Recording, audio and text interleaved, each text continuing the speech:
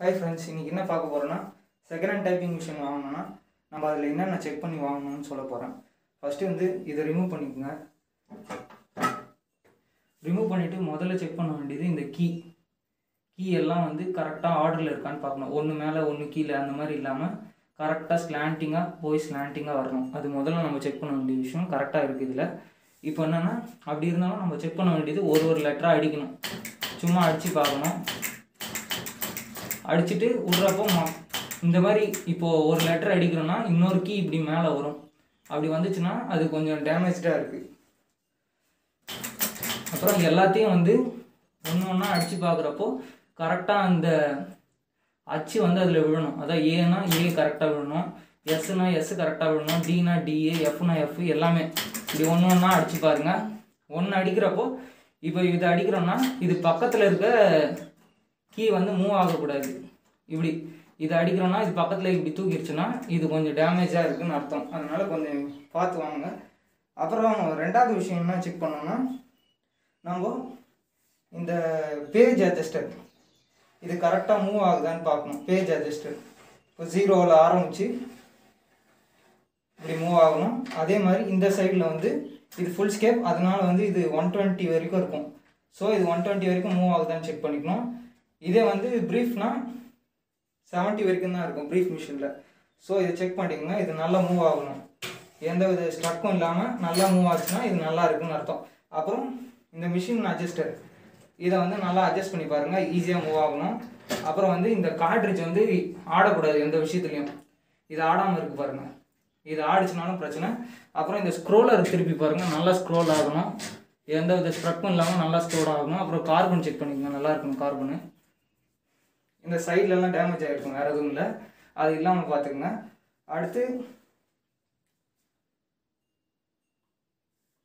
அப்புறம் என்னன்னா இதில் இந்த இருங்க ஒரு நிமிஷம். இதில் என்னன்னா இந்த இடத்துல இதுலாம் இருக்கும் 0, 10, 20 அதெல்லாம் கரெக்டாக இந்த ஸ்கேலில் இருக்கான்னு பார்த்துக்கணும். ஏன்னா இதை வச்சு தான் அந்த பேஜில் 0 செட் பண்ண போகிறோம். 0 ஆண்டு வைக்கிறது, 10 ஆண்டு வைக்கிறது இதெல்லாம். ஸோ இந்த ஸ்கேல் நல்லா இருக்கணும். அப்புறம் இங்கேயும் ஸ்கேல் நல்லா இருக்கணும். இது கார்ட்ரிட்ஜ் கழட்டி காட்டுறாருங்க. நெக்ஸ்ட் என்னென்னா இந்த லைன் ஸ்பேசிங் இங்கே இருக்கும். இதுவும் நல்லா மூவ் ஆகணும். இதையும் வந்து நல்லா பார்த்துக்குங்க. பார்த்துட்டு இப்போ உங்களுக்கு என்ன காட்ட போகிறோன்னா இந்த கார்ட்ரிட்ஜ் கழட்டி இதெல்லாம் கரெக்டாக காட்டுறாருங்க. ஃபஸ்ட்டு கார்ட்ரிட்ஜ் கழட்டோம்னா இருங்க கொஞ்சம் பக்கத்தில் எடுத்துகிட்டு வரேன். கார்ட்ரிட்ஜ் கழட்டோம்னா முதல்ல இங்கே ஒரு கீ இருக்கும், அதை வந்து முன்னாடி இழுத்து மேலே லாக் பண்ணணும். அது இருங்க காட்டுறோம் உங்களுக்கு. அதே மாதிரி இந்த சைடில் இதை முன்னாடி இழுத்து இங்கே லாக் பண்ணணும். Lock sound கேட்டுச்சிங்களா?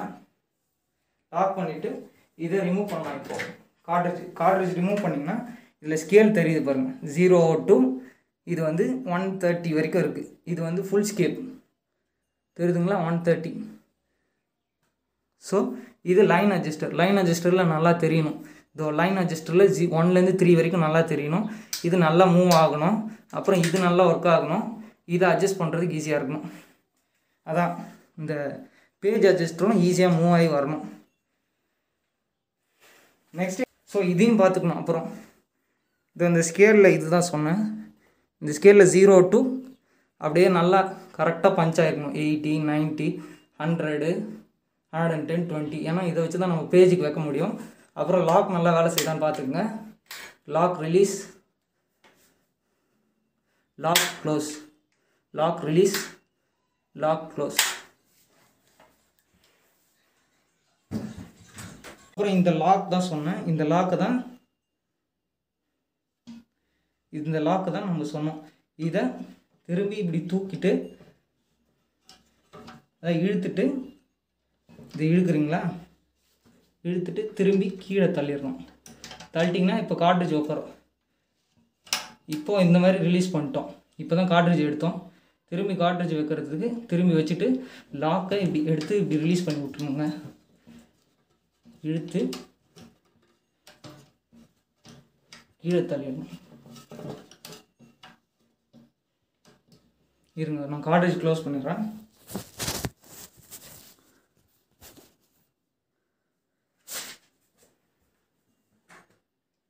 திரும்பி கார்ட்ரிட்ஜ் அதே போர்ஷனில் வச்சுருங்க. வச்சுட்டு இந்த லாக்கை திரும்பி காமிச்சல லாக்கு, அதை இழுத்து திரும்பி கீழே க்ளோஸ் பண்ணுங்கள். திரும்பி இந்த சைடும் அதே மாதிரி இழுத்து